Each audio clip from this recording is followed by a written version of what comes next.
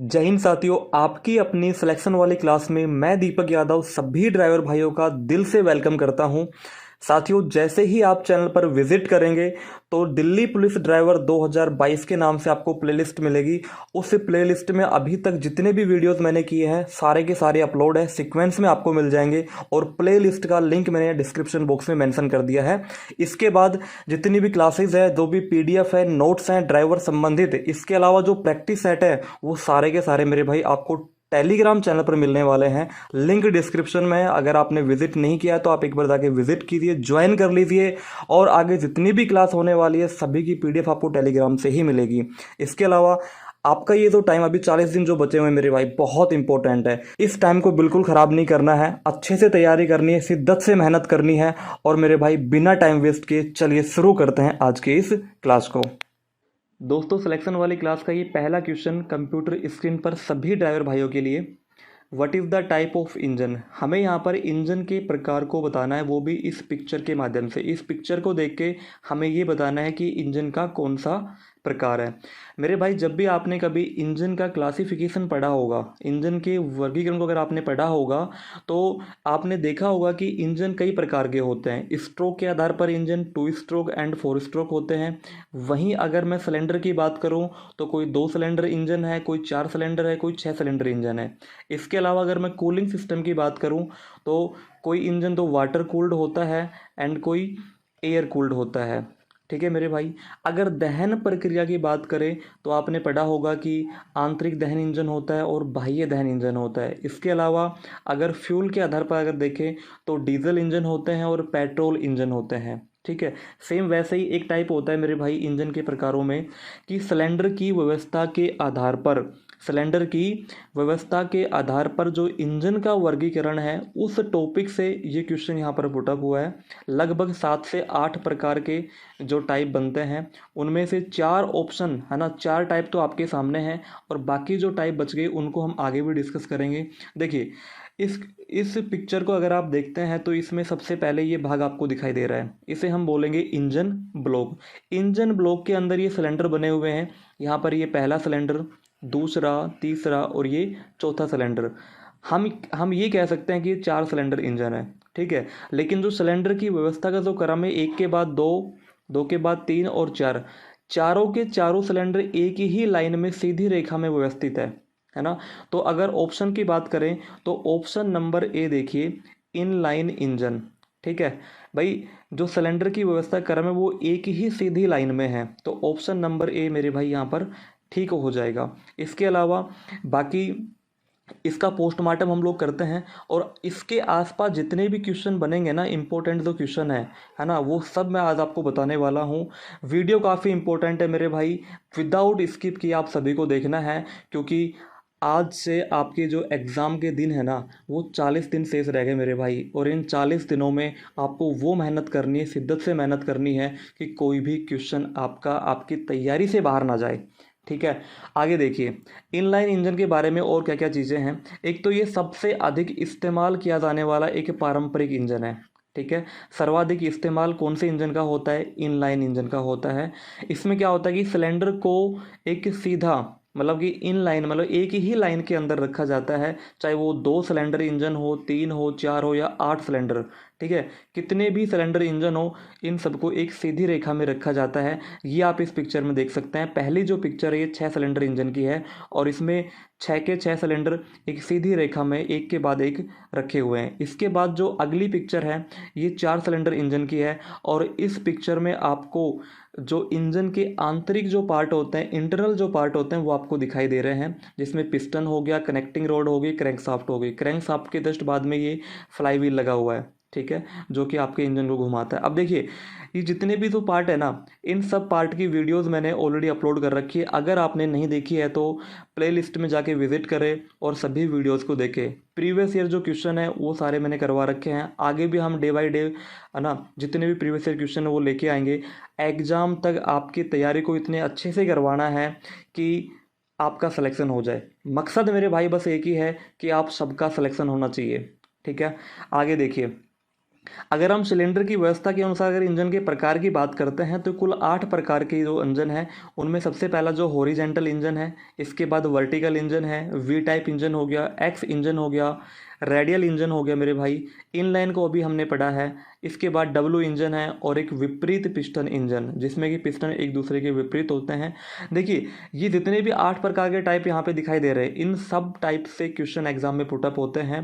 ठीक है, तो किसी भी टाइप को हम यहाँ पे आज नहीं स्किप करेंगे, सारे के सारे टाइप एमसीक्यूज के माध्यम से डिस्कस करने वाला हूँ और इनके जितने भी इंपॉर्टेंट क्वेश्चन बनेंगे, जितनी भी इंपॉर्टेंट जानकारी वो सब मैं आपको यहाँ पर देने वाला हूँ। देखिए अगला जो क्वेश्चन है मेरे भाई, इंजन का प्रकार। इंजन के प्रकार में हमें बताना है इस पिक्चर को देख के।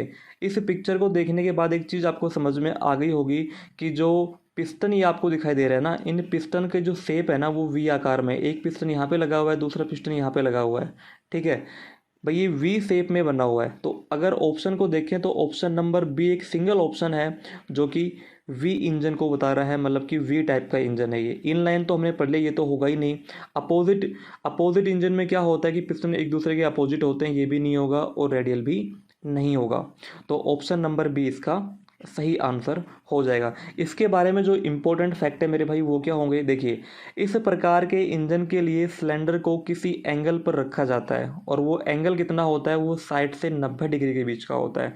ये जो आप पिक्चर देख रहे हैं, इस पिक्चर को देखने से आपको समझ में आ गया होगा कि जो सिलेंडर है, ठीक है, सिलेंडर की जो व्यवस्था है वो एक वी शेप में बनी हुई है और इनके मध्य का जो कोण है, वो जो एंगल है वो 60 से 90 डिग्री के बीच होता है। अगले क्वेश्चन को देखिए, बहुत ही इंपॉर्टेंट क्वेश्चन है। देखिए इंजन के प्रकार को बताना है हमें यहाँ पे इस पिक्चर को देख के।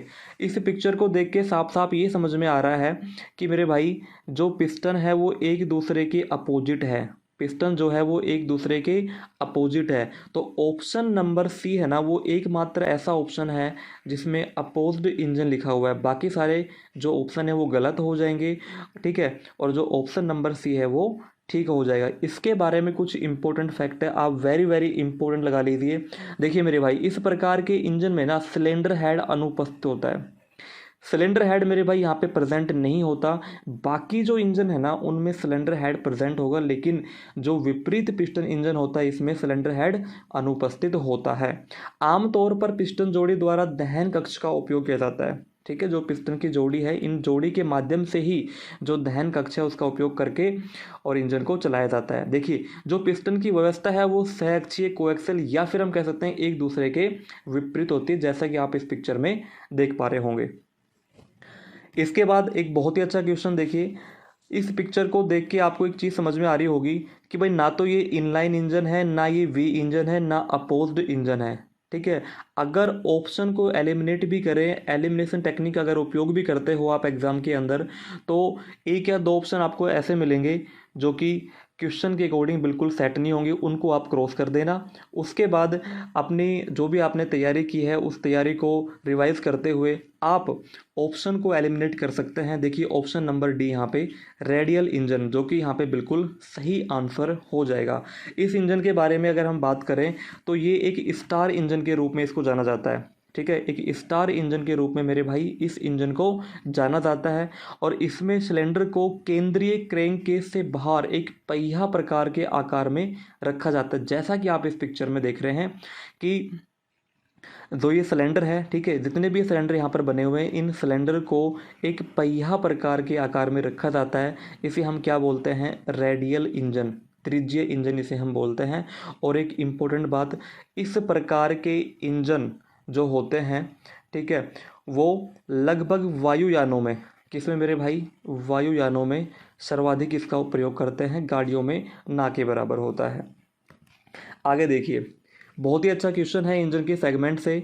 यहाँ पर पूछा गया है टीडीसी से बीडीसी के बीच की दूरी को क्या कहा जाता है ना।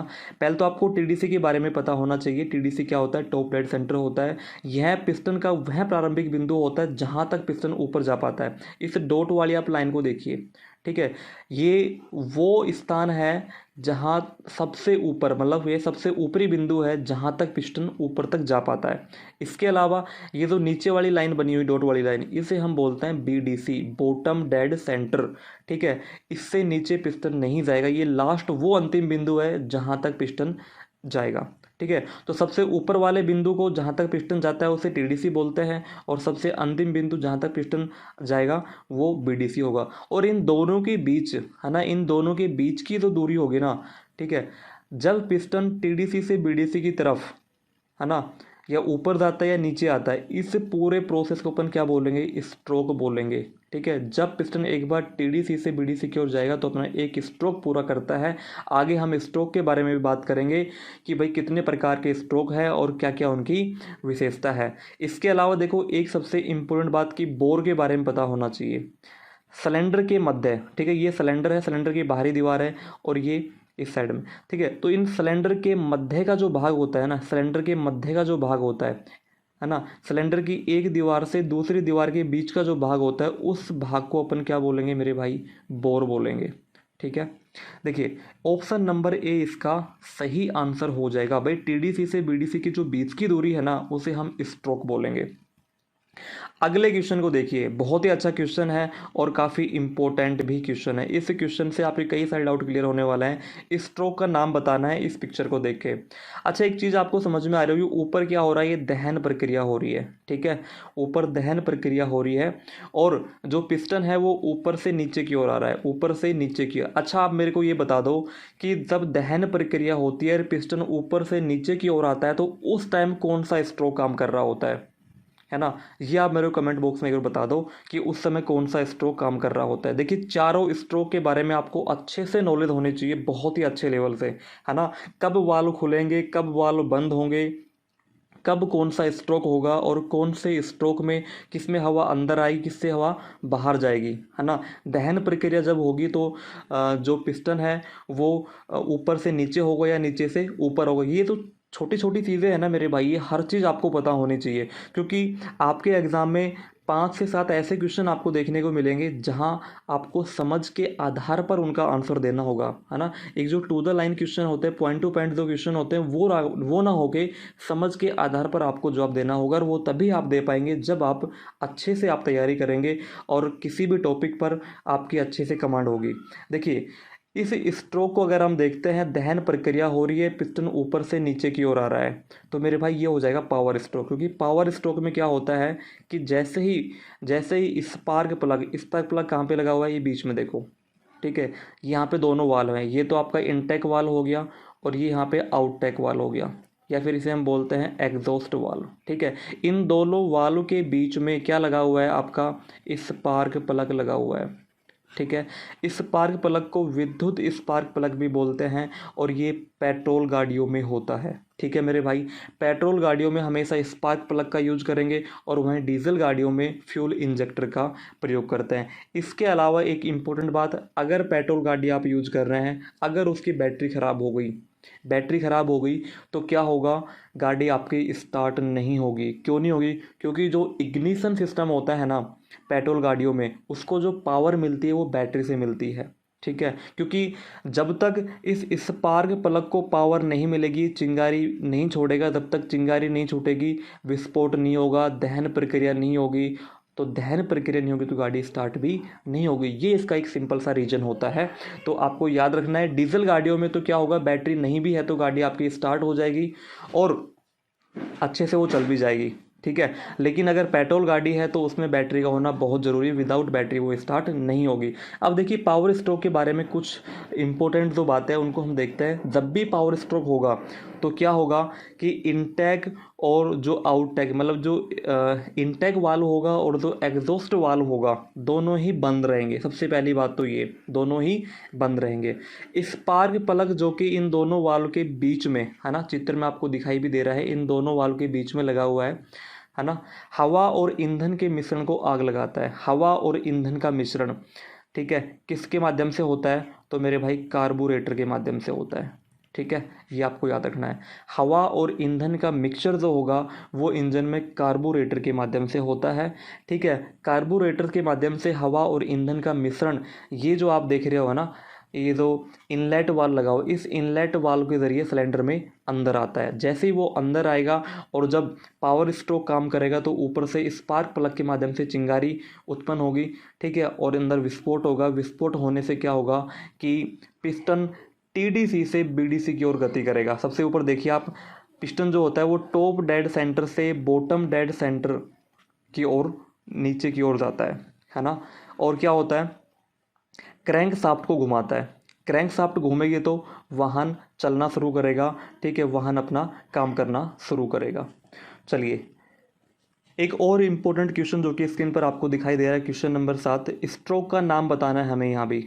लेकिन यहाँ पे आप देखिए इस पिक्चर को जब आप देखते हैं तो इसमें जो एरो का निशान नीचे से ऊपर की ओर है, नीचे से ऊपर की ओर है ना। तो मेरे भाई नीचे से ऊपर कब जाएगा, जब पावर स्ट्रोक अपना काम करेगा तो पिस्टन ऊपर से नीचे आ रहा था, ठीक है। नीचे आने के बाद अब वो नीचे से ऊपर जाएगा, तो फोर्थ नंबर का जो स्ट्रोक है ना उसे हम बोलते हैं एग्जॉस्ट स्ट्रोक। क्या बोलते हैं मेरे भाई, एग्जॉस्ट स्ट्रोक बोलते हैं। इस स्ट्रोक के माध्यम से क्या होगा कि पिस्टन नीचे से ऊपर की ओर गति करेगा और जो जली हुई गैसें हैं ना वो इंजन से मतलब सिलेंडर से बाहर निकलेगी। और देखो इस जली हुई गैसों से मुझे एक चीज़ याद आई कि तो जली हुई गैसें होती हैं बहुत ही विषैली होती है, बहुत ही हानिकारक होती है। और आपके सिलेबस में प्रदूषण, वायु प्रदूषण का एक टॉपिक दिया हुआ है, उस टॉपिक के बहुत अच्छे अच्छे क्वेश्चन मैं अगली क्लास में लेके आऊँगा, ठीक है, आपको ज़रूर देखना है। और इंजन के अंदर जो जली हुई गैसें होती है ना उन गैसों को क्लीन करने का काम मेरे भाई होता है कैटलिक कन्वर्टर। एक वर्ड है कैटलिक कन्वर्टर, ठीक है मेरे भाई, ये आपको अच्छे से याद रखना, कैटलिक कन्वर्टर। कैटलिक कन्वर्टर के माध्यम से क्या होता है, जो जली हुई गैसें होती है इंजन में वो क्लीन हो जाती है, जो हानिकारक गैसें हैं वो कम हानिकारक, कम विषैली हो जाती है। ये काम कौन करता है, कैटलिक कन्वर्टर। और ये कैटलिक कन्वर्टर कहाँ लगा होगा, ये जो आपका एग्जॉस्ट वाल्व है इसके बाद एग्जॉस्ट मैनीफोल्ड होगा और एग्जॉस्ट मैनीफोल्ड से ही कैटलिक कन्वर्टर जुड़ा होगा। और कैटलिक कन्वर्टर के जस्ट आगे रेजोनेटर पाइप के बाद क्या लगा होगा, मफलर लगा होगा। मफलर क्या बोलते हैं मेरे भाई, साइलेंसर बोलते हैं। अगर एग्जाम में साइलेंसर ना देके अगर मफलर की बात करें तो वो साइलेंसर की ही बात कर रहा होगा, तो हमें वहाँ पे कंफ्यूज नहीं होना है। और मफलर का जो काम होता है ना, साइलेंसर का जो काम होता है आपके इंजन में, वो क्या होता है, वो होता है तीखी आवाज़ों को कम करना, ठीक है। तो एक क्वेश्चन के माध्यम से मेरे भाई बहुत सारे क्वेश्चन आज इस क्लास में आपके कवर होने वाले हैं। तो ये क्लास बहुत इंपॉर्टेंट है, मैं कह रहा हूँ कि बिल्कुल भी स्किप नहीं करना है ना, क्लास को आप कंटिन्यू देखो, चाहे समय ज़्यादा हो जाए, क्लास ज़्यादा लंबी हो जाए, कोई फ़र्क नहीं पड़ेगा। लेकिन अगर एक भी क्वेश्चन आपका मिस हो गया, पता नहीं कौन सा क्वेश्चन एग्जाम में पुटअप हो जाए, कौन सी ऐसी जानकारी है जो मैं आपको बता दूँ और आप उसे स्किप कर दें, ठीक है। तो यहाँ पर आपके एग्ज़ाम में एक एक नंबर बहुत इंपॉर्टेंट है। लड़ाई मेरे भाई पॉइंटों के अंदर रहने वाली है, कॉम्पिटिशन कम मत समझिए। 2 लाख जो फॉर्म है ना, कंपटीशन इस बार आप कम मत मान के चलिए, भले ही नेगेटिव मार्क क्यों ना हो, लेकिन 70 प्लस तो आपको स्कोर रखना ही पड़ेगा। सेफ जोन जो है वो 70 प्लस तो आपको रखना पड़ेगा। और बाकी पेपर को देखने के बाद ही हम ये बता पाएंगे कि क्या सेफ स्कोर रहने वाला है। अभी हम कुछ नहीं कह सकते उसके बारे में, है ना। लेकिन अभी हम मेहनत कर सकते हैं, तैयारी कर सकते हैं अच्छे से। उस तैयारी के बिहाफ पर जब हम एग्ज़ाम में बैठेंगे, है ना, तो अंदर से ना अपना दिल धक धक नहीं करेगा, है ना। हम कॉन्फिडेंट होंगे, हम हमारा जो आत्मविश्वास है वो एक हाई लेवल के ऊपर होगा और हम अच्छे से एग्ज़ाम को क्रैक कर पाएंगे। इस विश्वास के साथ आपको एग्ज़ाम देना है मेरे भाई, है ना। तो ये सारी चीज़ें आपकी क्लियर होती हैं यहाँ से। इस स्ट्रोक का नाम क्या होगा, ऑप्शन नंबर डी मेरे भाई, एग्जॉस्ट स्ट्रोक, निकास स्ट्रोक, ये इसका सही आंसर हो जाएगा। इसके बारे में और देखिए, जब भी एग्जॉस्ट स्ट्रोक वर्क करेगा तो इनटेक वाल्व हमेशा बंद रहेगा, है ना। आपको याद रखना है इनटेक वाल्व मेरे भाई हमेशा बंद रहेगा, लेकिन जो निकास वाल्व है, जो एग्जॉस्ट वाल्व है, वो खुला रहेगा। इस वाल्व के माध्यम से जली हुई गैसें सिलेंडर से बाहर निकलेगी।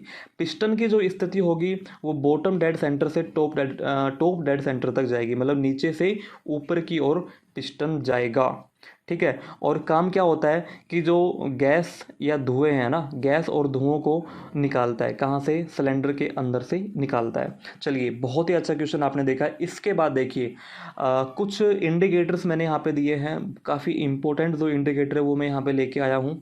और काफ़ी सारे डाउट आपके इस इंडिकेटर वाले टॉपिक से, तो डैशबोर्ड के साइन होते हैं वहाँ से क्लियर होने वाले हैं आज की इस क्लास में। देखिए जब आप इस पिक्चर को देखेंगे, है ना, और फिर इन ऑप्शन को एलिमिनेट करेंगे तो एक चीज़ आपको दिखाई दे रही होगी, भाई ये क्या दिख रहा है आपको, ये दिख रहा है बल्ब। क्या बल्ब किसी ऑप्शन में आपको दिखाई दे रहा है? आप बोलोगे सर एक ही ऑप्शन है जो कि ऑप्शन नंबर ए, जिसने बल्ब का जिक्र किया है, बाकी ना ऑप्शन बी के अंदर बल्ब का जिक्र है, इसको क्रॉस कर देंगे, ना सी के अंदर और ना ही डी के अंदर। देखिए मेरे भाई, ऑप्शन एलिमिनेट करने आपको आने चाहिए, तभी आप एग्ज़ाम में एक अच्छा स्कोर कर पाएंगे।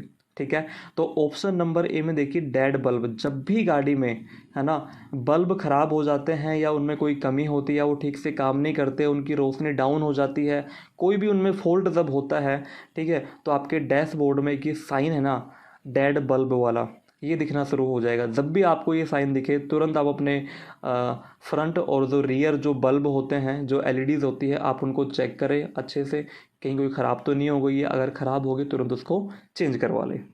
इसके बाद देखिए आगे कुछ इंडिकेटर्स हैं जो कि काफ़ी इंपॉर्टेंट है आपके एग्जाम पॉइंट ऑफ व्यू से। ब्रेक सिस्टम वार्निंग लाइट, है ना, ब्रेक सिस्टम वार्निंग लाइट, आपने देखा होगा कि अगर आप गाड़ी ड्राइव करते हैं तो इसमें देखिए ये साइन, ये जो साइन आता है ना डैशबोर्ड में, ये कब शो करेगा, ये तब शो करेगा जब ब्रेक ऑयल की कमी हो जाएगी। जब गाड़ी में ब्रेक ऑयल की कमी हो जाएगी तब ये शो करेगा, या फिर आप अगर हैंड ब्रेक हटाना भूल गए गाड़ी में, जो इमरजेंसी ब्रेक होते हैं, देखिए अगर ब्रेक की यहाँ पे बात होती है तो आपको ये पता होना चाहिए ब्रेक मुख्यतः दो प्रकार के, है ना गाड़ी में, एक तो सर्विस ब्रेक और एक होता है फुट ब्रेक। ठीक है, सर्विस ब्रेक कोई फुट ब्रेक बोलते हैं, लेकिन जो दूसरा होता है वो होता है मेरे भाई इमरजेंसी ब्रेक या हैंड ब्रेक। ठीक है, सर्विस ब्रेक या फुट ब्रेक वो होते हैं जो आप पैरों से दबा के, है ना, ब्रेक पेडल को जो आप पैरों से दबाते हैं तो वो सर्विस ब्रेक या फुट ब्रेक होते हैं। जो कि इंजन में, गाड़ी में सबसे ज़्यादा काम में आने वाला ब्रेक कौन सा है, वो सर्विस ब्रेक या फुट ब्रेक है। लेकिन एक होता है हैंड ब्रेक, जिसे हम एमरजेंसी ब्रेक भी बोलते हैं। ठीक है, अगर वो एमरजेंसी ब्रेक हटाना आप भूल गए तो गाड़ी के डैशबोर्ड में ये साइन आपको दिखाई देगा, है ना, ये इंडिकेटर आपको दिखाई देगा अगर आप हैंड ब्रेक को हटाना भूल गए हैं तो। इसके अलावा अगर ब्रेक ऑयल कमी हो गई है तो भी ये साइन आपको दिखाई देगा। हमें ये ध्यान रखना है गाड़ी की स्टार्ट होते अगर ये लाइट बंद हो जाती है तब तो ठीक है, अगर बंद नहीं होती है तो हमें इसे नज़रअंदाज नहीं करना है। इसके अलावा जो सेकंड जो इंडिकेटर आपको दिखाई दे रहा है इंजन लाइट का है ये। ठीक है, इसमें क्या होता है मेरे भाई, जब भी आप गाड़ी को स्टार्ट करते हैं और अगर ये लाइट चालू है तो इसका मतलब यह होगा कि सिस्टम में कुछ खराबी है। भाई जैसे ही आप गाड़ी को स्टार्ट करें तो ये लाइट आपकी बंद हो जानी चाहिए, आपको नहीं दिखाई देनी चाहिए। अगर ये आपको दिखाई दे रही है तो इंजन में कुछ ना कुछ खराबी है, या फिर आपकी गाड़ी सर्विस मांग रही है ना, सर्विस करवाने की ज़रूरत है। तो आई होप कि चीज़ें आपको पसंद आ रही है मेरे दोस्त। अगर आपको ये चीज़ें पसंद आ रही है, मेरी मेहनत अगर पसंद आ रही है तो वीडियो को एक बार अभी लाइक कर दीजिए, और अगर चैनल सब्सक्राइब नहीं किया है तो जल्दी सब्सक्राइब भी कर ले, क्योंकि आपके एग्ज़ाम तक है ना डेली हम ऐसी वीडियो लेके आते रहेंगे। और आगे बहुत कुछ ऐसा मैटर है जो मैं आपको देने वाला हूँ आपके एग्ज़ाम तक। 21 अक्टूबर को आपका एग्ज़ाम होना तय है, लगभग 40 दिन अभी शेष है, तब तक बहुत कुछ ऐसा मैटर दे दूंगा जिससे आपको एग्ज़ाम में दिक्कत नहीं आएगी। इंजन के सेगमेंट से तो बिल्कुल दिक्कत नहीं आएगी मेरे भाई, क्योंकि बैठा हूँ मैं अभी, टेंशन बिल्कुल लेने की ज़रूरत नहीं है। आगे देखिए आप, हमें सूचक का नाम बताना है, तो ये इंडिकेटर है सचेतक, इसका नाम हमें बताना है। आप ऑप्शन को भी एलिमिनेट कर सकते हैं। डेड बल्ब हमें अपने पढ़ा है, बिल्कुल ये नहीं होगा। क्रूज कंट्रोल हो सकता है, ट्रैक्शन कंट्रोल भी नहीं होगा, क्योंकि ट्रैक्शन कंट्रोल का ऐसा कोई इसमें जिक्र अभी यहाँ पे नहीं दिखाई दे रहा। स्टेबिलिटी कंट्रोल भी यहाँ पे देखने से नहीं समझ आ रहा, तो ऑप्शन नंबर बी को हम यहाँ पे सही मान लेते हैं, क्रूज कंट्रोल, है ना। क्रूज कंट्रोल के बारे में पढ़ेंगे, बहुत ही अच्छा फीचर्स है ये गाड़ियों में। ठीक है, इस फीचर्स के बारे में मेरे भाई डिटेल से मैं आपको बताने वाला हूँ। देखिए जब भी अगर आपको ये साइन अगर दिखाई दे तो इस साइन का मतलब क्या होता है, क्रूज कंट्रोल। और इस क्रूज कंट्रोल का मतलब क्या होता है गाड़ी में, देखिए इसका मुख्य काम होता है कार को चलाते समय आपके पैरों को आराम मिल सके, है ना। ये फंक्शन हम कब एक्टिवेट करते हैं, अगर हम कोई लंबी ड्राइव पे जा रहे हैं, ठीक है, अच्छी रोड अगर हमारे सामने है, तो पैरों को आराम देने के लिए, है ना, हम क्रूज़ कंट्रोल को ऑन कर देते हैं। इसका मतलब ये होता है कि आपकी कार एक कांस्टेंट स्पीड में, ठीक है, एक कांस्टेंट स्पीड में चल सके। इसके लिए एक्सीलेटर पेडल को दबाए रखने की ज़रूरत हमें नहीं पड़ेगी। ठीक है, जैसे ही हम इस क्रूज कंट्रोल सिस्टम को एक्टिवेट करते हैं, इसको ऑन करते हैं, तो इससे क्या होगा कि हमें बार बार एक्सीलेटर पेडल पर पैर रखने की ज़रूरत नहीं पड़ेगी।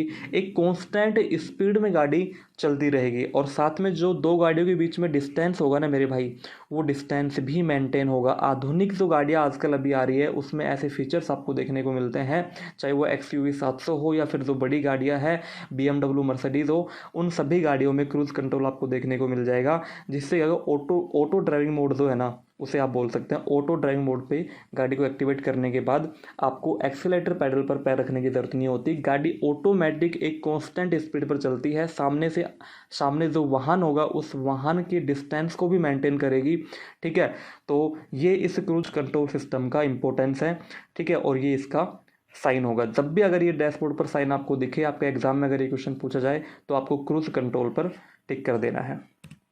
आगे आप देखिए, बहुत ही अच्छा क्वेश्चन है। यहाँ पर पूछा गया TCS के बारे में, है ना, TCS के बारे में। ऑप्शन को एलिमिनेट करते हैं। डेड बल्ब को हमने पढ़ लिया, ये भी नहीं है। क्रूज कंट्रोल भी नहीं है।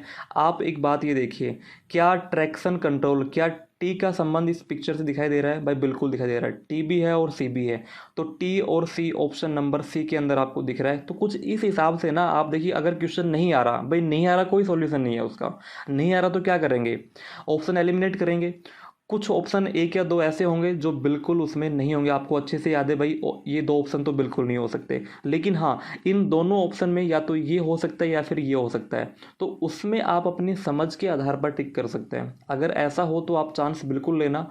ठीक है, क्योंकि जब अगर चारों ऑप्शन के बारे में हमें बिल्कुल नहीं पता हो तो आपको बिल्कुल भी रिस्क वहाँ पे नहीं लेना है मेरे भाई। लेकिन अगर ऐसा हो एग्जाम के अंदर कि चार ऑप्शन में से दो तो बिल्कुल नहीं आते, लेकिन दो ऑप्शन में से इन दोनों में से कोई भी एक हो सकता है, तो 50-50 चांस आप वहाँ पे ले सकते हैं। वहाँ पे सही होने के चांस भी है, गलत होने के चांस भी होंगे। अगर आप 10 से 12 क्वेश्चन वगैरह ऐसे ही करते हैं तो आप प्लस में ही रहेंगे, आप माइनस में नहीं रहेंगे। ये मेरा पर्सनल एक्सपीरियंस आपको बता रहा हूँ। देखिए option number C traction control यहाँ पर बिल्कुल सही आंसर हो जाएगा। इसके बारे में जानेंगे, इसकी जो भी इंफॉर्मेशन है। देखिए यह एक बहुत ही पॉपुलर और महत्वपूर्ण सेफ्टी फीचर्स है गाड़ियों में। एक ABS का एडवांस रूप हम इसे कह सकते हैं भाई। ABS anti lock braking system जो होता है ना, ABS की फुल फॉर्म क्या होगी? Anti lock braking system. तो ये उसका एडवांस रूप है जो कि एज ए सेफ्टी फीचर्स के रूप में गाड़ियों में इनबिल्ट होता है, जो कि मुसीबत के समय मेरे भाई आपके बड़े काम आ सकता है। काम कैसे आएगा? जब भी आप एक गाड़ी या बाइक, ठीक है, आप स्पीड के ऊपर है और कोई भी अगर तीव्र मोड़ अगर आपको दिखाई देता, आप उस मोड़ पर गाड़ी को पूरा रोटेट करते हैं, पूरी गाड़ी का स्टीयरिंग काट देते हैं, तो उस समय तो व्हील को कंट्रोल करने काम होता है ना। व्हील को कंट्रोल कौन करता है? ये ट्रैक्शन कंट्रोल जो सिस्टम है ये इसको कंट्रोल करेगा। आप इस पिक्चर में देखिए, देखो ये तो क्या है, विद ट्रैक्शन कंट्रोल। अगर ट्रैक्शन कंट्रोल अच्छे से वर्क कर रहा है तो गाड़ी बिल्कुल एक नियत स्थान से, ठीक है, टर्न हो जाएगी। इसके अलावा अगर ट्रैक्शन कंट्रोल सिस्टम नहीं है तो गाड़ी के टायर अब देखो कहाँ जा रहे हैं, ठीक है, रोड से बाहर जा रहे हैं। टायरों पे कंट्रोल गाड़ी का नहीं होगा क्योंकि गाड़ी की स्पीड तीव्र होगी तो कंट्रोल नहीं होगा, ठीक है, और मोड़ के ऊपर बहुत दिक्कत आपको हो जाएगी। तो इसके लिए जो गाड़ियों में ये जो TCS है ट्रैक्शन कंट्रोल सिस्टम ये दिया होता है, तो कि एक एडवांस फीचर है सेफ्टी के लिए। और ये जो आप डैशबोर्ड में साइन आप देख रहे हो ना मेरे भाई, ये तो डैशबोर्ड का साइन है। अगर ये आपको किसी रोड के ऊपर दिखाई दे तो इसका मतलब क्या होता है कि फिसलन भरी सड़क, ठीक है, जो फिसलन भरी सड़क होती है ये उसका साइन होता है। लेकिन अगर ये डैशबोर्ड पे दिखाई दे रहा है तो ये TCS का है, ट्रैक्शन कंट्रोल सिस्टम का है। आई होप कि ये चीज़ आपको बहुत अच्छे समझ में आई होगी। अगले क्वेश्चन की बात करते हैं, बहुत ही अच्छा क्वेश्चन है मेरे भाई। देखो सूचक का नाम हमें बताना है। ये जो इंडिकेटर आपको दिखाई दे रहा है ना, इस इंडिकेटर के बारे में हमें बात करनी है। आप मुझे ये बता दो कि इन चारों ऑप्शन में, है ना, क्या कहीं स्टीयरिंग का जिक्र हो रहा है? क्योंकि इस इंडिकेटर में तो हमें स्टीयरिंग दिखाई दे रहा है। अरे हाँ या ना? आप बोलेंगे सर हाँ, कि भाई इंडिकेटर तो दिखाई दे रहा है, सॉरी स्टीयरिंग तो दिखाई दे रहा है, इस स्टीयरिंग का कहीं तो जिक्र होगा ऑप्शन के अंदर। तो ऑप्शन नंबर 4 अगर मैं यहाँ पे देखता हूँ तो electric power steering, electric power steering. बाकी इन तीनों ऑप्शन में कहीं भी स्टीयरिंग का जिक्र नहीं है, तो ये तीनों ही ऑप्शन मेरे भाई गलत हो जाएंगे। और ऑप्शन नंबर जो डी है ना, इलेक्ट्रिक पावर स्टीयरिंग, है ना, ये यहाँ पर सही हो जाएगा। ठीक है, जो भी इलेक्ट्रिक गाड़ियाँ होती है या फिर मैं कहूँ कि जिनमें इलेक्ट्रिक पावर स्टीयरिंग होता है, ठीक है, बिजली का जो पावर स्टीयरिंग होता है, वो उन गाड़ियों में ये डैशबोर्ड पर आपको साइन दिखाई देगा। ठीक है, तो अगर ये क्वेश्चन आपके एग्जाम में पुटअप होता है, भगवान करे हो जाए, है ना, सीधा टिक कर देना मेरे भाई। देखो ये तो बहुत ही अच्छा बिल्कुल हलवा क्वेश्चन है, किसी भी मेरे भाई गलत नहीं होना चाहिए। जैसे आप इस पिक्चर को देखेंगे ना, ये जो मोटू सा बैठा हुआ है, क्या लगी हुई है? सीट बेल्ट लगी हुई है है ना। तो मेरे भाई option number A, seat belt indicator, है ना, सीट बेल्ट संकेतक जो है ये इसका सही आंसर हो जाएगा। चलिए अगले क्वेश्चन की हम बात करते हैं, है ना। ये जो इंडिकेटर काफ़ी इंपॉर्टेंट है, हमें इसके बारे में बात करनी है। सीट बेल्ट तो बिल्कुल नहीं होगा, ना ही ये एयर बैग होगा, है ना। अब बच के दो ऑप्शन, ऑप्शन नंबर सी और ऑप्शन नंबर डी। ठीक है भाई, आप इसे ब्रेक बोलेंगे या फिर आप इसे एंटी लॉकिंग ब्रेक सिस्टम बोलेंगे, है ना। एबीएस इंडिकेटर आप बोलेंगे या फिर ब्रेक बोलेंगे। तो जब भी आपको ऐसा साइन दिखाई दे, ऐसा डैशबोर्ड पर अगर आपको साइन दिखाई देते या आपके एग्जाम में क्वेश्चन आता है, तो मेरे भाई आंख बंद करके ब्रेक पर टिक कर देना। ठीक है, ब्रेक का साइन क्या होता है, ब्रेक का साइन ऐसा होता है। ठीक है, अब एक बहुत ही अच्छा क्वेश्चन है, और ये क्वेश्चन किसी भी मेरे भाई गलत नहीं होना चाहिए। देखो, किस प्रकार के इंजन में इंजन की गति और अधिक दहन का दबाव होता है ना। हमें ये बताना है किस प्रकार के इंजन में जो इंजन की गति है वो सर्वाधिक होगी और जो दहन का दबाव है वो भी सर्वाधिक होगा, है ना। तो ये बहुत ही पावरफुल इंजन। अच्छा, इन चारों इंजन में से कोई ऐसा जो पावरफुल इंजन हो? मैंने जब आपको रेडियल इंजन के बारे में बताया था, तो मैंने आपको ये बताया था ये जो इंजन है ये मुख्यतः वायुयानों में, है ना। कहाँ पे होता है प्रयोग? वायुयानों में। तो मेरे भाई वायुयानों के जो इंजन होते हैं वो हल्के तो होते नहीं, काफ़ी पावरफुल होते हैं, गति भी सर्वाधिक होती है। ठीक है, और दहन का जो दबाव है, जो प्रेशर है, वो भी सर्वाधिक होता है। तो ऑप्शन नंबर ए देखो, रेडियल इंजन। ठीक है, तो ऑप्शन नंबर ए मेरे भाई इसका सही आंसर हो जाएगा। चलिए अगले क्वेश्चन की ओर बढ़ते हैं। कौन सा इंजन अधिक किफ़ायती और कॉम्पैक्ट है? भाई अधिक किफ़ायती और कॉम्पैक्ट जो सबसे पावरफुल होगा उसी इंजन की बात करेंगे ना। तो ऑप्शन नंबर ए देखो, रेडियल इंजन। ठीक है, तो ये सबसे अधिक किफ़ायती और कॉम्पैक्ट प्रकार का इंजन है, रेडियल इंजन। ज़्यादातर इसका जो उपयोग होता है वायुयान में होता है। इंजन की जो गति है वो काफ़ी तीव्र होती है, और ये जो जिन गाड़ियों में इनका प्रयोग होता है वो काफ़ी महंगी और लग्जरी गाड़ियाँ होती है। ठीक है मेरे भाई, चलिए अगले क्वेश्चन की ओर बढ़ते हैं। बहुत ही अच्छा क्वेश्चन है। इंजन जिसे निरंतर दबाव चक्र इंजन भी कहा जाता है। प्रीवियस क्लास में मैंने ऑटो साइकिल, डीजल साइकिल, ठीक है, जो इस टाइप के इंजन है, साइकिल चक्कर की मैंने काफ़ी अच्छे से डिस्कशन किया था। आई होप ये क्वेश्चन आपका गलत नहीं होना चाहिए। ठीक है, तो आप मुझे बता दो कि कौन सा ऑप्शन इनमें से सही होगा। ठीक है, जिसमें निरंतर दबाव चक्कर इंजन की बात हो। अगर आप ऑटो साइकिल इंजन की बात करते हैं मेरे भाई, तो ऑटो साइकिल इंजन को बोलते हैं पेट्रोल इंजन। क्या बोलते हैं? Petrol engine. डीजल साइकिल जो इंजन होता है वो वर्क करता है कंप्रेशन सिस्टम के आधार पर, जिसमें दबाव सर्वाधिक। मेरे भाई जहाँ भी आपको प्रेशर की बात हो ना, जहाँ भी आपको दबाव की बात अगर किसी भी क्वेश्चन में देखने को मिल जाए और इंजन का टाइप आपसे पूछे या इंजन का चक्र आपसे पूछे, तो आंख बंद करके डीजल चक्र पर लगा देना। क्योंकि जहाँ भी प्रेशर की बात होगी, सर्वाधिक प्रेशर जो प्रेशर बेस जो इंजन होगा ना, वो होगा मेरे भाई डीजल इंजन। क्योंकि जो पेट्रोल इंजन है वो तो ऑटो साइकिल पर वर्क करता है ना। कंप्रेशन के हिसाब से या दबाव चक्कर की अगर बात करें तो ओनली डीजल इंजन एक ऐसा इंजन है जो कि दबाव चक्कर सिद्धांत पर कार्य करेगा, जो कि डीजल साइकिल पर वर्क करेगा। ठीक है, तो ऑप्शन नंबर बी मेरे भाई इसका सही आंसर हो जाएगा। चलिए अगले क्वेश्चन की हम बात करते हैं, लेकिन उससे पहले देखो, पेट्रोल इंजन और डीजल इंजन जो कि आपके सिलेबस में एक अलग से टॉपिक मेंशन है, तो इन दोनों के बारे में आपको अच्छे से पता होना चाहिए कि पेट्रोल इंजन और डीजल इंजन का जो बेसिक डिफरेंस है ना, वो मेरे भाई आपको पता होना चाहिए।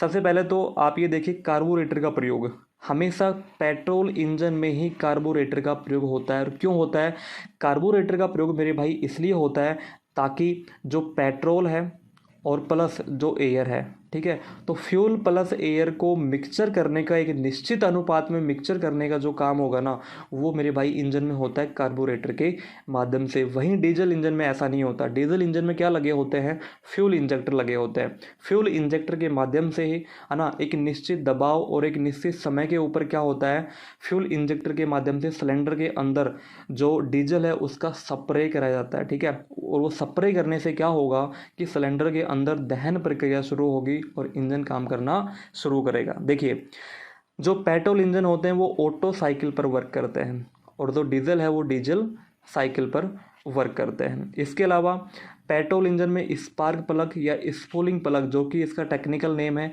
अगर कहीं भी आपको स्पूलिंग प्लग दिख जाए या स्पूलिंग इंजन की अगर बात हो तो मेरे भाई कन्फ्यूज़ नहीं होना है, वहाँ पर पेट्रोल इंजन की बात हो रही होगी। ठीक है, तो पेट्रोल इंजन में स्पार्क प्लग का यूज़ करते हैं, वही डीजल इंजन में ऑयल प्लग या फिर हमें उसे अंतःक्षेपित्र, जो कि हिंदी का शुद्ध रूप है, या फिर हम इसे बोले फ्यूल इंजेक्टर। ठीक है मेरे भाई, तो ये दोनों तीनों नाम आपको अच्छे से याद रखने हैं। पेट्रोल इंजन में स्पार्क प्लग होगा तो डीजल इंजन में क्या होगा, ऑयल प्लग लगे होंगे, फ्यूल इंजेक्टर होगा या अंतःक्षेपित्र होगा। पेट्रोल इंजन में हमेशा पेट्रोल का प्रयोग करेंगे, वहीं डीजल इंजन में हमेशा डीजल का प्रयोग करेंगे। देखो स्पार्क प्लग पर क्या होगा, पेट्रोल वाष्प और वायु का मिश्रण। ठीक है, पेट्रोल वाष्प और वायु का मिश्रण कार्बोरेटर के माध्यम से मिक्स होके कहाँ आएगा, सिलेंडर के अंदर आता है। और सिलेंडर के अंदर किसके माध्यम से आएगा, तो इनटेक वाल्व। ठीक है, जो मेरे भाई इनटेक वाल्व इंजन के सिलेंडर हेड में लगे होंगे, वहाँ से उस मार्ग के जरिए जो वाष्प और जो वायु का मिश्रण है, ठीक है, वो पूरा इसके अंदर आता है। और फिर स्पार्क प्लग के माध्यम से क्या होगा, चिंगारी छोड़ी जाएगी, विस्फोट होगा। ठीक है, दहन प्रक्रिया शुरू होगी और इंजन वर्क करना शुरू करेगा। चलिए अगले क्वेश्चन की हम बात करते हैं। बहुत ही अच्छा क्वेश्चन, बहुत ही इंपॉर्टेंट है। देखिए अभी तक जितने भी एग्ज़ाम ड्राइविंग संबंधित हुए हैं, ठीक है, लगभग हर एग्ज़ाम में फायरिंग ऑर्डर से क्वेश्चन पुटअप हुए हैं मेरे भाई। किससे हुए हैं, फायरिंग ऑर्डर से। तो आपको है ना कम से कम एक तो 4 सिलेंडर और एक 6 सिलेंडर, 4 और 6 सिलेंडर का जो फायरिंग ऑर्डर है, ये तो मेरे भाई रट के जाना। दुआ करता हूँ भगवान से फायरिंग ऑर्डर का क्वेश्चन आ जाए और आपका बिल्कुल सही आंसर हो, आप अच्छे से करके आ जाएं उनको। ठीक है, अब देखिए बहुत ही अच्छा क्वेश्चन है, हमें ये बताना है कि फायरिंग ऑर्डर क्या है ना, इसके बारे में यहाँ पे बात हुई। Sequence of power stroke occurrence होगा या फिर sequence of suction stroke occurrence होगा। देखिए ये तो है ना स्ट्रोक के नाम हो गए, चूसन स्ट्रोक है, संपीड़न है और निकास है, ये तीनों तो होंगे ही नहीं। अब बच गया ऑप्शन एक, ऑप्शन ए शक्ति स्ट्रोक की घटना का अनुक्रम। फायरिंग ऑर्डर हमेशा है ना पावर स्ट्रोक के लिए होता है ना, जब भी पावर स्ट्रोक काम करेगा तो फायरिंग ऑर्डर वर्क करेगा अपना, मतलब इंजन को शक्ति देने के लिए या शक्ति की जो घटना है उसका अनुक्रम है ना, कि भाई जैसे 4 सिलेंडर इंजन है मेरे भाई, तो 4 सिलेंडर इंजन में क्या होगा, शक्ति का अनुक्रम 1 4 3 2 या फिर 1 3 4 2। ठीक है, ये जो क्रम होता है ना, इस क्रम इस घटना के अनुक्रम को ही है ना मतलब क्या बोलते हैं, फायरिंग ऑर्डर बोलते हैं। चलिए आगे हम इसके बारे में और इसके जो फैक्ट्स हैं उनको जानेंगे। भाई इंजन में क्या हर एक सिलेंडर में किस समय किस सिलेंडर में फायरिंग होती है, इसे हम फायरिंग ऑर्डर कहते हैं। इस पिक्चर में आप देखिए 4 सिलेंडर इंजन है, तो प्रत्येक सिलेंडर में किस समय और किस सिलेंडर के अंदर फायरिंग होगी, वही इंजन का फायरिंग ऑर्डर होता है। और ऐसा क्यों होता है, ऐसा इसलिए ज़रूरी होता है मेरे भाई, क्योंकि अगर ऐसा नहीं होगा तो इंजन अनबैलेंस होगा, संतुलित नहीं चलेगा और इंजन में ज़्यादा वाइब्रेशन उत्पन्न होगी, जो कि इंजन के लिए ठीक नहीं है। बोलो ये बात समझ में आई या नहीं आई। देखो इंजन का जो फायरिंग ऑर्डर है ना, इंजन के फायरिंग ऑर्डर को आप इस तरह समझ सकते हो कि प्रत्येक सिलेंडर में, ठीक है, अब देखो यहाँ पे एक ऊपर जा रहा है एक नीचे आ रहा है ना, और इसका जो क्रम है जैसे 1 में हुआ, फिर 3 में, फिर 4 में और फिर 2 में। इस पिक्चर में जो फायरिंग ऑर्डर आपको दिख रहा है वो 1 3 4 2 13 42, इसके अलावा 1 4 3 2। ठीक है, ये दोनों ही इसके सही आंसर है। आगे हम डिस्कस भी करेंगे विभिन्न प्रकार के जो फायरिंग ऑर्डर है अलग अलग इंजन में अलग अलग सिलेंडर के आधार पर। देखो एक सिलेंडर में तो क्या होता है, एक ही होगा। अगर कोई 2 सिलेंडर इंजन है तो या तो 1 या 2 या फिर 2 या फिर 1 होगा। ठीक है, अगर कोई 3 सिलेंडर इंजन है तो वहाँ पे फायरिंग ऑर्डर क्या होगा मेरे भाई, 1 3 2। अगर कोई 4 सिलेंडर इंजन है तो 1 3 4 2, जो कि इनलाइन के अंदर होता है 1 3 4 2। अगर अपोजिट पिस्टन लगे हुए हैं तो 1 4 3 2 वहाँ पे हो जाएगा। इसके अलावा अगर कोई 6 सिलेंडर इंजन है, अगर वो इनलाइन पोजीशन में लगे हुए हैं तो 1 5 3 6 2 4, और अगर कोई अपोजिट पोजीशन में है तो 1 4 5 2 3 6। 6 सिलेंडर तक तो मेरे भाई आपको याद रखने हैं, याद नहीं होते हैं तो इनको आप रट लो, क्योंकि एग्ज़ाम में आने की प्रबल संभावना है। इसके बाद जो 8 सिलेंडर इंजन का फायरिंग ऑर्डर है वो भी आपको एक बार याद करके जाना है, क्योंकि कुछ नहीं पता एग्ज़ाम में क्वेश्चन कहाँ से क्या आ जाए। लेकिन हम एक संभावना के आधार पर जो प्रीवियस ईयर में जो क्वेश्चन पूछे गए हैं उन क्वेश्चन के आधार पर अपनी तैयारी को अच्छे तरीके से कर सकते हैं, ये अनुमान लगा सकते हैं कि इस लेवल के क्वेश्चन एग्ज़ाम में पूछे जाते हैं, ताकि उसी आधार पर हम लोग अपनी अच्छे से तैयारी कर लें। आगे देखिए मेरे भाई, यहाँ पर बर्डन गेज की बात हुई है ना। बर्डन गेज का संबंध किससे होता है, आप मुझे बता दो, बर्डन गेज का संबंध किससे होता है। दबाव को मापने के लिए, तापमान को मापने के लिए, मात्रा को मापने के लिए, ताप मापने के लिए। देखिए बर्डन गेज की जहाँ भी मेरे भाई बात होगी ना, हम बात करेंगे प्रेशर की, ठीक है, प्रेशर की। तो ऑप्शन नंबर जो ए है ना, दबाव को मापने के लिए बर्डन गेज का प्रयोग करते हैं, ठीक है। दबाव चाहे वो टायर का हो, ट्यूब का हो, ठीक है, किसी भी चीज़ का दबाव हो, दबाव को मापने के लिए, उसका मेज़र करने के लिए बर्डन गेज का उपयोग करते हैं। तो काफ़ी इम्पोर्टेंट क्वेश्चन है आपके पॉइंट ऑफ व्यू से। और देखिए मेरे भाई, आपके सिलेबस में टूल्स एंड औजार, ठीक है, जितने भी काम में आते हैं मेंटेनेंस में, तो वो सब के सब आपको अच्छे से याद करके जाने हैं। आगे एक स्पेशल क्लास में लेके आने वाला हूँ, जितने भी टूल्स इक्विपमेंट वगैरह है, ठीक है, कौन सा टूल किस काम के लिए होता है, कहाँ उसका यूज होता है, और कौन कौन से क्वेश्चन वहाँ से बनेंगे, वो सब मैं करा दूंगा, आप बिल्कुल टेंशन ना ले। इसके आगे आप देखिए, एक होता है कूलेंट टेम्परेचर गेज, जो कि डैशबोर्ड में आपको दिख जाएगा। डैशबोर्ड के अंदर जो ये साइन होता है ना भाई, ये होता है कूलेंट टेम्परेचर गेज को इंडिकेट करने के लिए, ठीक है। वाहन के डैशबोर्ड पर एक कूलेंट टेम्परेचर गेज लगा रहता है, जो वाहन चालक को इंजन का तापमान बताता है, ठीक है। काफ़ी इंपॉर्टेंट है। इंजन का तापमान अगर मेरे भाई ज़्यादा हो जाएगा, ठीक है, इंजन का तापमान अगर ज़्यादा हो जाएगा तो गाड़ी क्या करेगी, हिट करेगी, है ना। तो गाड़ी का इंजन हिट होके बंद भी हो सकता है, ठीक है। कुछ दूर गाड़ी चलने के बाद इंजन हिट होके गर्मा के गाड़ी बंद हो, ऐसे आपने कई बार सुना होगा। ऐसा क्यों होता है अक्सर, इसके कई सारे रीज़न होते हैं, ठीक है। सबसे पहला, और जो आमतौर पर हम जो मतलब जो देखते हैं गाड़ियों में, अगर गाड़ी हिट हो रही है तो सबसे पहले हम चेक करते हैं रेडिएटर को। किसको चेक करेंगे मेरे भाई, रेडिएटर को। क्योंकि कूलिंग प्रणाली जो होती है ना, अगर कूलिंग प्रणाली प्रॉपर तरीके से नहीं गाड़ी में होगी तो क्या होगा, इंजन हिट करेगा, ठीक है। कहीं से लीकेज हो सकता है रेडिएटर में, या फिर जो अंदर जो वाटर जैकेट बनी होती है, उन वाटर जैकेट में कहीं से कोई लीकेज हो, या वो जाम हो गई हो, प्रॉपर उसमें ऑयल और जो वाटर होता है, कूलेंट होता है, उसका सर्कुलेशन अच्छे से नहीं हो रहा हो। तो काफ़ी सारे रीज़न होते हैं अगर गाड़ी का इंजन गर्म हो रहा है। लेकिन उस तापमान को मेजर करने के लिए, है ना, गाड़ी का जो इंजन है उसके तापमान को बताने के लिए डैशबोर्ड पर इस प्रकार का साइन होता है, ठीक है। और ये साइन क्या होता है, कूलेंट टेम्परेचर गेज इसे हम बोलेंगे, ठीक है। तो काफ़ी अच्छा ये क्वेश्चन था दोस्तों। आई होप ये क्लास आपको अच्छी लगी होगी, पसंद आई होगी, आपके एग्ज़ाम पॉइंट ऑफ व्यू से काफ़ी हेल्पफुल रही होगी। दोस्तों ऐसी ही क्लास हम रेगुलर लेके आते रहेंगे। अगर आपने अभी तक हमारे चैनल को सब्सक्राइब नहीं किया है तो ज़रूर सब्सक्राइब कर लें, और नोटिफिकेशन के लिए बेल आइकन को ज़रूर प्रेस कर ले, ताकि वीडियो का लेटेस्ट नोटिफिकेशन सबसे पहले आप तक पहुँचे।